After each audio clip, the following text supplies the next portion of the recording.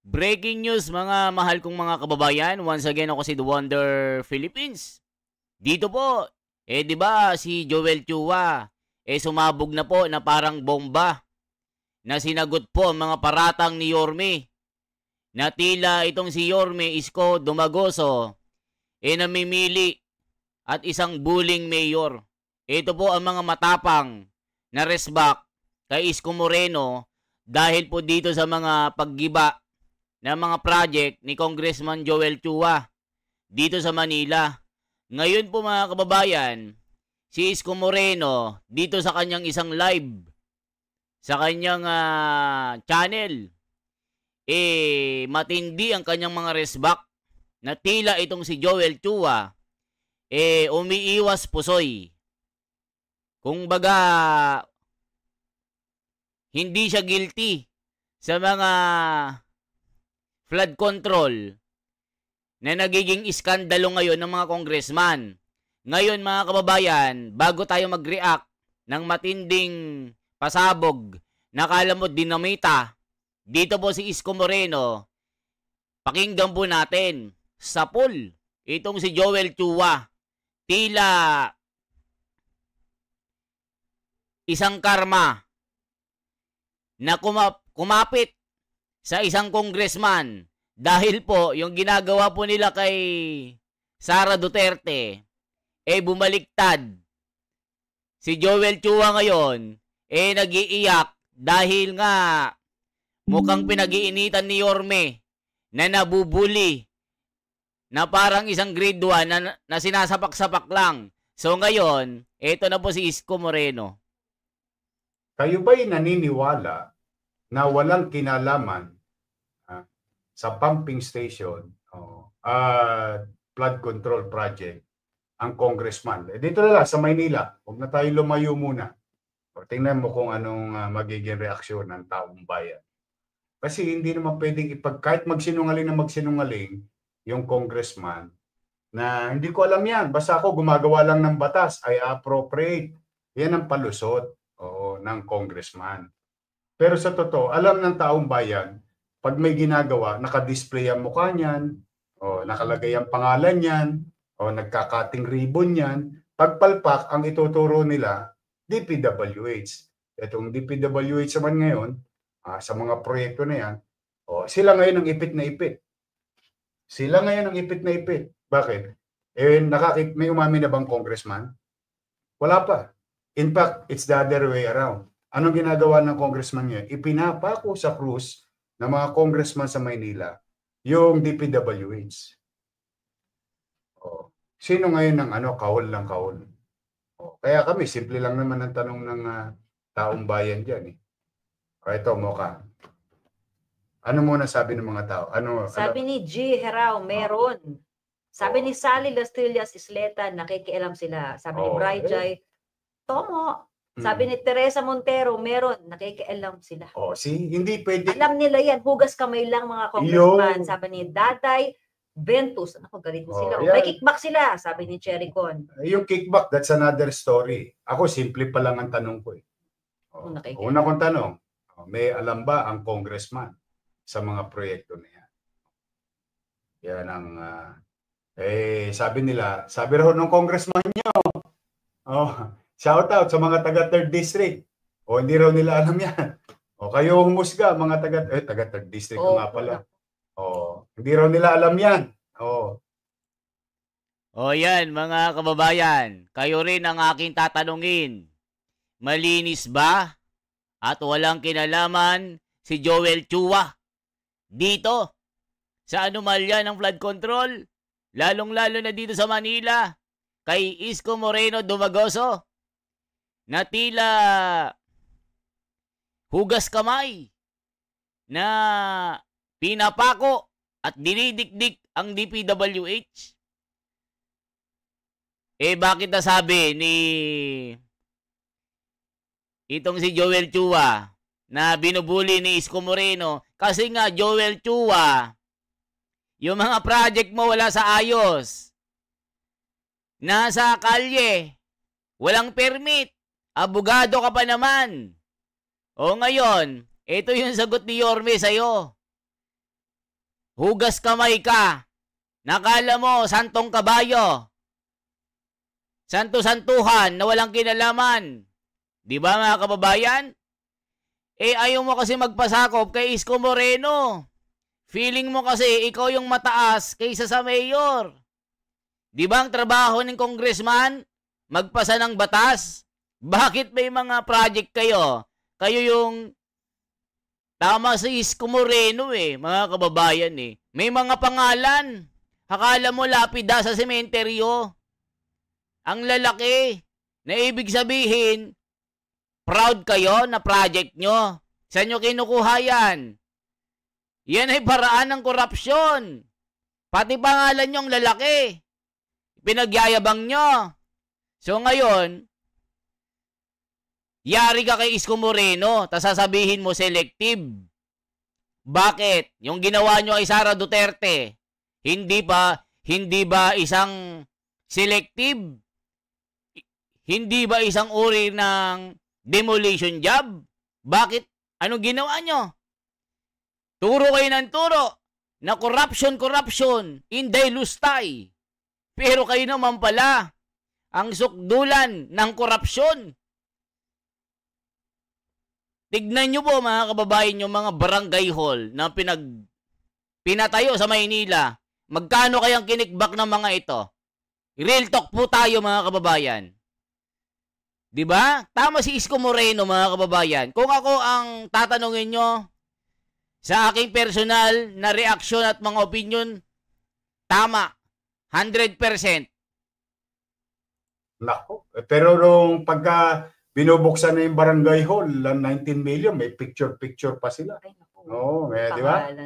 Nakalantad yung mga pangalan nila doon. Meron pa nga akong nakita, mga barangay hall, may pangalan pa ng congressman. Ay, oo, malaki. May initial Di ilaw pa yun. Kaya, pagka ngayon, indulto, ang ipinapako sa krus, DPWH. Nauunawaan nyo ng tao. Doon naniniwala ko. Kahit anong pagsisinungaling ng congressman, o kahit anong pagtanggi o pagkubli ang congressman, yan, alam ng taong bayan yan. Ngayon, yung sinasabi mga kickback, ay hindi ko po alam yan. Kung talaga bang may kickback sila. Ayaw kong mag-akusa ng isang bagay na wala tayong napapatunayan. Pero ang katotohanan sa practice,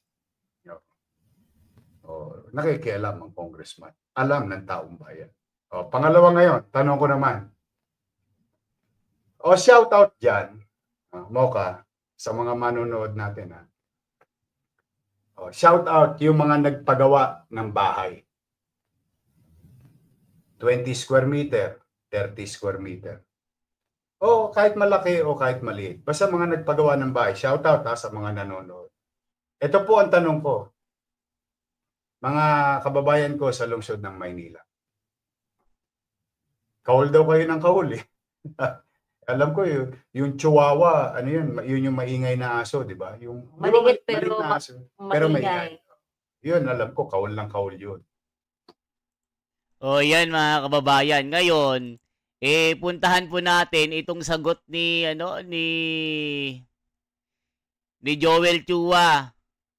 Ito sinagot na kasi, balikan lang natin yung banat ni Joel Chua. Ito po mga kababayan na pakinggan po natin ito. Naku po, nagkakabakbakan talaga mga kababayan. Ang tindi ng mga bakbakan dito Ito po. Rosalie, ano ang paliwanag ni Congressman Chua kaugnay ng proyekto sa Santa Cruz, Manila na pinuna ni Yorme kahapon?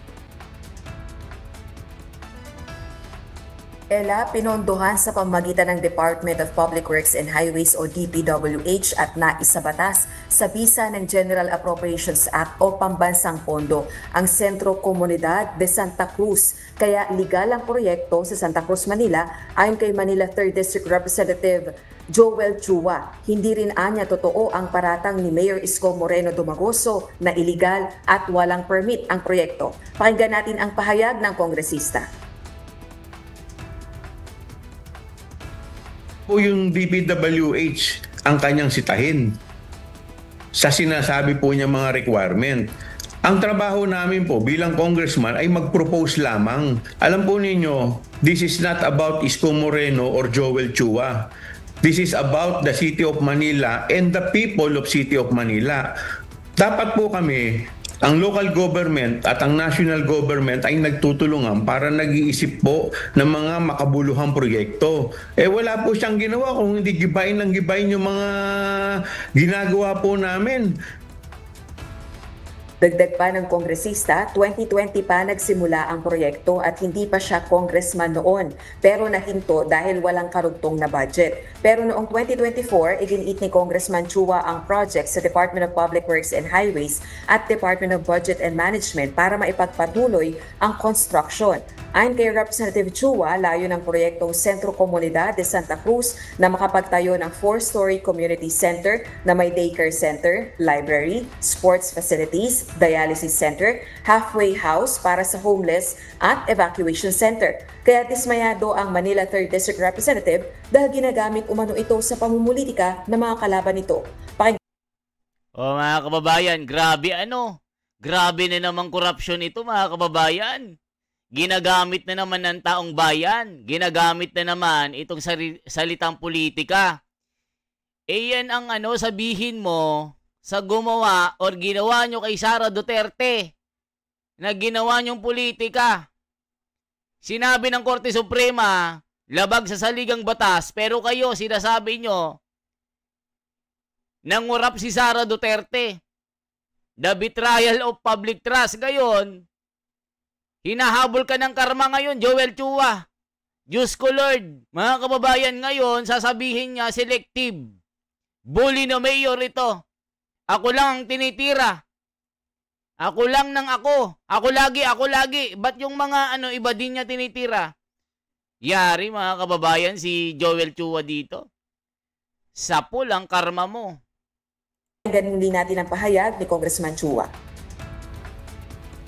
Kaso nangyayari sa kanya, selective.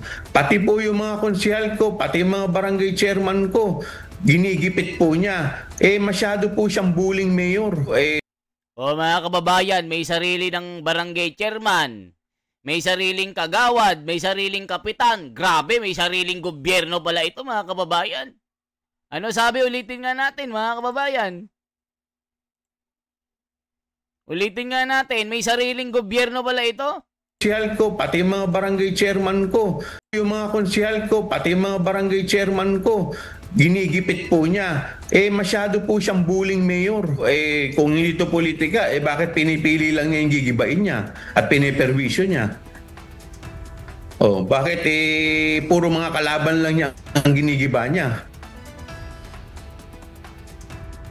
Giit pa nito ipaglalaban ni Congressman Chua yung proyektong ito sa Santa Cruz, Manila.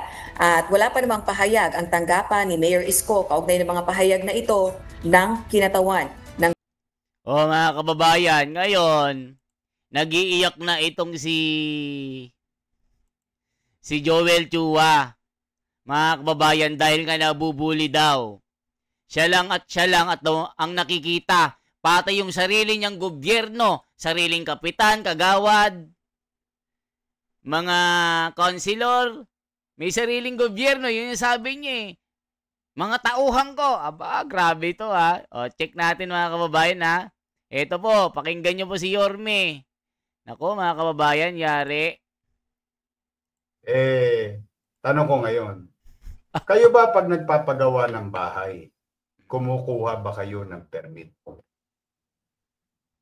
Yun ang tanong ko sa mga manonood. Tanungin natin kung ano sagot ng mga manonood. Kumukuha po ba kayo ng permit kapag kayo nagpapagawa ng bahay? Pag kayo nagpapademolish ng bahay, kumukuha ba kayo ng demolition permit? Pag kayo ba'y nagpapagawa ng bahay, kumukuha ba kayo ng building permit? Yan mga kababayan. Kasi yung lugar na pagtatayuan niya po ng building na ito sa Santa Cruz, Maynila, hinaras niya yung mga tao, mga kababayan. Ginawa niyang martial law ito. Giniba ang mga bahay doon, dinemolish. Walang permit to demolish, mga kababayan. Kaya napwersa ang mga tao doon at napalayas. Kaya ngayon, meron siyang ano doon, meron siyang lupa na pagtatayuan. Ngayon, kinandado ni Yorme dahil nga po walang papeles na kinuha sa Maynila. Ito yung sinasabi na permit. Magtatayo ka ng building, wala kang permit. Sino ka? May sarili ka bang gobyerno? Ikaw ba ang mayor dyan? Yan ang sinasabi ni Yorme. Kung magtatayo ka ng building, isa ka pa namang abogado, nasaan ang utak mo? Kayong gumagawa ng batas, ayaw mong sumunod sa batas. Sinasabi mo may sarili kang gobyerno kasi yung mga, kayo na umulit mga kababayan, may sarili siyang mga tauhan eh. Baka nga siya yung kontraktor dito mga kababayan. Bakit siya yung leader? Bakit siya yung management na gagawa ng building? Di, sandamakmak na naman na pera ito ng bayan. Magkano ang kickback dyan? O hindi ako nag-aakusa. Pero magkano ang kickback nyo dyan? Magkano ang commission nyo dyan? Halimbawa, 100 million. Ang laking building eh. Ilang story ito? Grabing mga kababayan. Kaya yumayaman ng mga congressman. Hindi ako nag-aakusa pero yan yung viral ngayon na congressman umiiwas pusoy. Dinidikdik yung mga DPWH. Sila ang nadidikdik. Bakit kayo wala kayong kinalaman? Yan ang tanong. Bakit sa inyo, maliit na lupa, maliit na bahay, dahil sa pagsisikap mo, pag-iipon mo, pagpupunyagi mo, o naayos mo sarili mo, gusto mo maayos yung tahanan mo. Kukuha ka ba ng permit mo ka? Opo, sabi ni Adam Rich Manansala Sanding, dapat may permit. Dapat daw. Kailangan ba talagang may permit? Sabi ni Teresa Montero, yes po, from barangay to City Hall.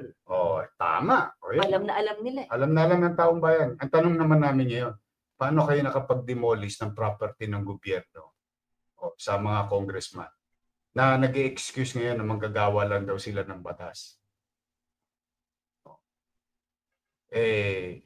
Nabisto lang kasi kayo.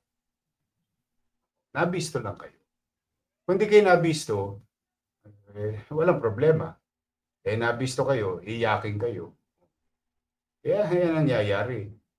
Pagka kayo makapag-akusa, wagas. Kami hindi nag-aakusa. Ayan. Tignan nyo mga kababayan. Akusa ng akusa. Pero sila naman yung saksakan ng mga anomalya. Tignan nyo po. Kay Sara Duterte, gusto nilang ipa-impeach dahil sa ilang milyon yon. Mga kababayan, sila bilyon-bilyon. Di ba yung mga congressman? Kayo, gusto nyong tumino ang gobyerno, pero kayo mga sarili nyo, kayo yung mga yung mga problema eh. Di ba mga kababayan? Ang sabi ng mga komento, Mayor Isko, asawahin mo ako. Mga kababayan, sabi ni Charita, ang laki ng problema mo. Asawahin mo ako, Yorme. Anakan mo ako. Aba. Mga kababayan, eto po, good job, Yorme Isko. Bata mo ako. Aba, tindi. Salamat po, Yorme, sa mga machines for health. Processes na lang po at implementation po sana ng maayos. Itong si Yorme, parang Marcoleta. Tumitindig sa taong bayan kung ano ang katwiran. Ito ang ginagawa. Grabe mga kababayan.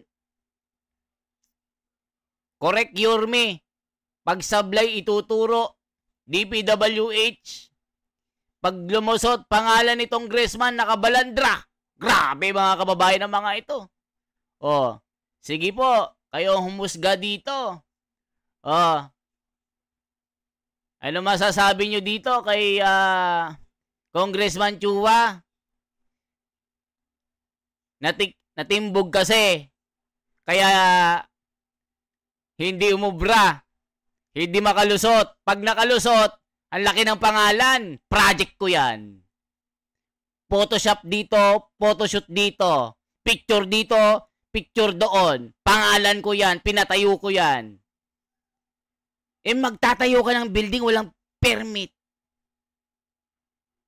Magde-demolish ka ng bahay, walang permit. Grabe mga kababayan, ang mga kalokohan na ito. Kaya Yorme, saludo ako dito. Saludo ako sa iyo, Yorme. Para kang si Marcoleta. Hindi na sayang ang boto ko sa iyo. Hindi na sayang ang boto ko kay Marcoleta. Kasi tumitindig kayo sa katwiran at dito sa tama lang. Tama lang ito mga kababayan dahil may gobyerno ang Maynila. Di gaya dati na wala. Mga kababayan, kita nyo. Anong masasabi nyo? Once again, ako si The Wonders Philippines. Isang like, isang share po at isang subscribe. Maraming salamat po. Mabuhay. Yorme, mabuhay ka. Bata mo ko. Sosuportahan kita. Pero Yorme, parang awa mo na. Please lang. Ayoko din ng dakdak lang. Kung kasuhan, kasuhan. Hindi puro daldal ha.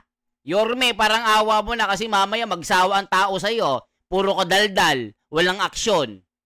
Pero mabuhay ka. Good job. Mabuhay. Salamat.